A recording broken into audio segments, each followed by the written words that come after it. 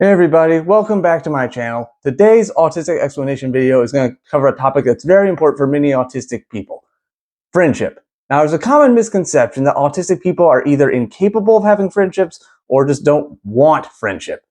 And this just simply is not true.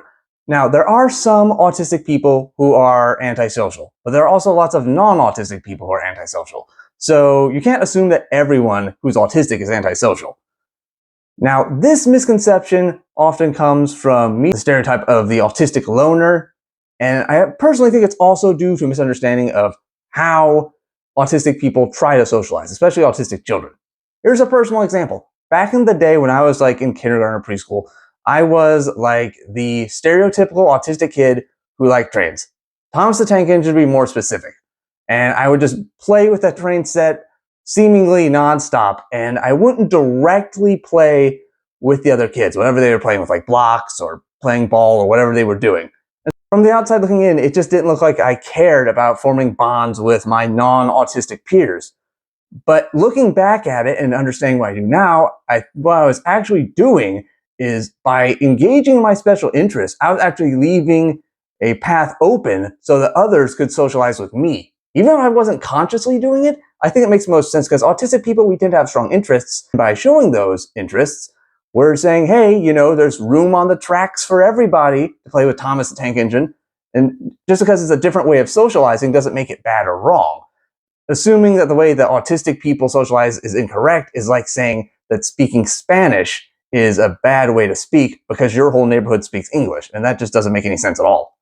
It's equally rude and invalidating for either scenario. So with that in mind, autistic people, we are capable of having friends. It's typically more easy for us to have friends with other autistic people because autistic people typically are able to communicate with each other to a very high degree, more than we are non-autistic people. And also, the reverse is true. Non-autistic people are more likely to communicate with themselves rather than be able to communicate well with autistic people.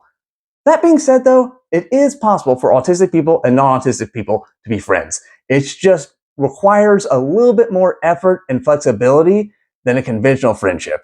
And both parties need to be understanding and accommodating. So with that being said, here are 5 things you can do to be a good friend to an autistic person.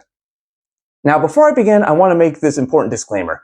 What I'm about to say is just a general list based on some research as well as some of my own experience. Now, to be honest, trying to figure out how autistic friendships worked was somewhat even challenging for me because the vast majority of my friends growing up were non-autistic. And to my knowledge, I didn't meet another autistic person until I went to college. So I was not consciously aware of how different autistic and non-autistic socializing can be. So I had to do a bit more research on this, and this is solely based on my understanding. What I'm about to say is not like an infallible, set in stone list that will work for every single autistic person on the planet. It just won't. There's too much variation among autistic people, but in general, this is going to be a good, simple list of things that can help non-autistic people communicate with autistic people.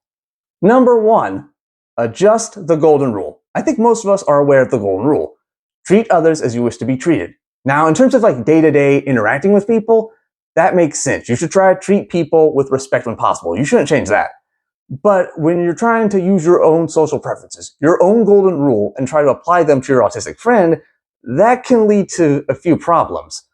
Like if you constantly ask your autistic friend to go to a baseball game because you like baseball games, and they constantly say no, you might interpret that as like, oh, they just don't want to be my friend. Just forget about them.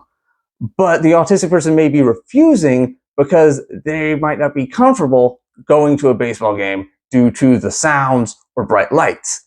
So it's not that the autistic person, it's not that we're rejecting you. We just might not be appreciating or be comfortable with the particular methods of socializing that you prefer. Now, luckily, there's an easy way to prevent this misunderstanding. Just ask your autistic friend how they prefer to socialize, like where they like to socialize, how often, what activities they prefer to do, and that way you avoid any misunderstandings and also avoid any potential feelings of rejection. Number 2, adjust your communication style. Now, typically when non-autistic people communicate, it's riddled with things like metaphors, vocal tones and jokes and sarcasm.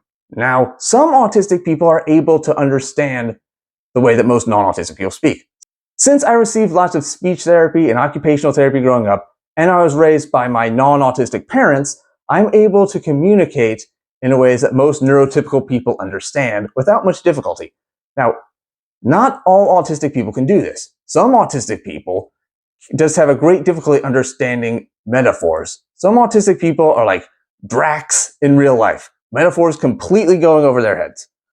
So, in general, when you're communicating with an autistic person, it makes sense for you to be honest and direct when you speak.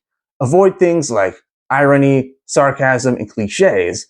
And that way, there's a great possibility that you will not be misunderstood, and that the autistic person themselves will not be misunderstood.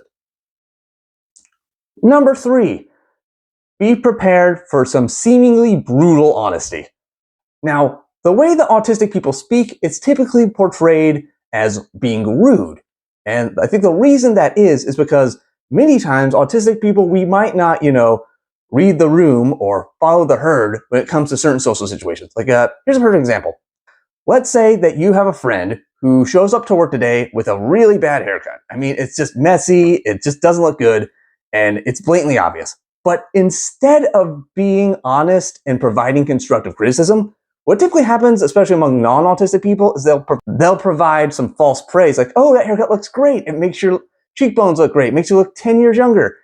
And I understand why people do this. It's called saving face, because you don't want someone else to feel bad. You don't want to hurt other people's feelings. Yet, from the autistic perspective, that generally doesn't make much sense. Now, we're capable of understanding individuals' feelings and differences and respecting like how they would like to dress or how their haircut looks or whatever. In general, we don't provide positive comments unless we actually believe them. We don't just say positive things because everyone else is saying positive things. We say it because we actually believe it. Many autistic people, we typically prefer telling the truth and doing what's right over like following social conventions. In many autistic people's perspective, it actually seems rude to not tell people that they could do a better haircut next time, or it could be rude to not correct a friend if they mispronounce a word. So when autistic people are trying to say these things, we're not trying to be rude. We're trying to show how much we care by being honest. So the next time an autistic person is honest with you about something and it doesn't fit the flow of what everyone else is doing, instead of getting mad, just take a minute and realize it's not personal. We're just trying to show how much we care and how much we value you as a friend by being honest. Number 4, be open to changing the ways in which you make connections with people. Now, traditionally among non-autistic people, the most common ways to make connections include like going to social events like concerts or baseball games, or in large groups, or places like restaurants with like lots of background noise and lots of other people. Now, some autistic people are able to do this. Like, for example, Chloe Hayden. She's a well-known autistic advocate and she loves going to concerts and hanging out with her friends. She can do this like pretty much any non-autistic person, but she does need time to recharge after all the information, all the social and sensory information she received. But some autistic people can't do this. Some autistic people have very sensory difficulties, like have extremely sensitive hearing or might be very sensitive to light. And so going to these events might be very difficult without accommodations, like noise-canceling headphones, for example. In general, autistic people, we typically prefer like either face-to-face meetings or smaller groups in places with less noise, or we prefer to socialize based on our special interests. Like if someone who's autistic really likes Roblox, a way to form a connection with them is to play Roblox together. Or if someone really likes gardening, you can form a bond with your autistic friend by joining them in a community garden. And also another difference involving connection is how people may just maintain connections with each other. For example, many non-autistic people prefer face-to-face interactions and phone calls. But for some autistic people, it can be difficult because some autistic people have difficulty understanding non-autistic body language and social cues and tones of voice. and that their brains just might not be wired that way, and they might communicate differently. So for many autistic people, we actually prefer things like text messages, because that way we can bypass all the social cues and the tone of voice and things that may cause difficulty. For non-autistic people, it might seem this can be more confusing, but for autistic people, it can actually be quite the opposite. It can actually be a lot more clear because we have all the words right there and no other hidden context. So keep that in mind as well.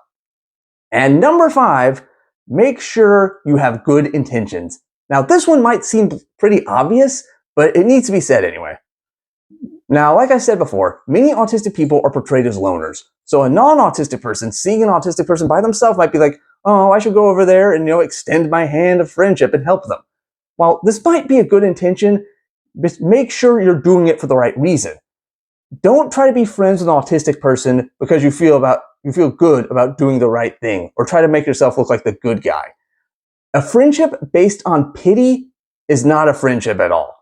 A friendship that is conditional is not a friendship at all. Like, you shouldn't be friends with someone because you feel bad for them because they're poor, or you shouldn't be friends with someone because they're rich, or any other condition. Conditional friendship is not real friendship, and it'll end up falling apart.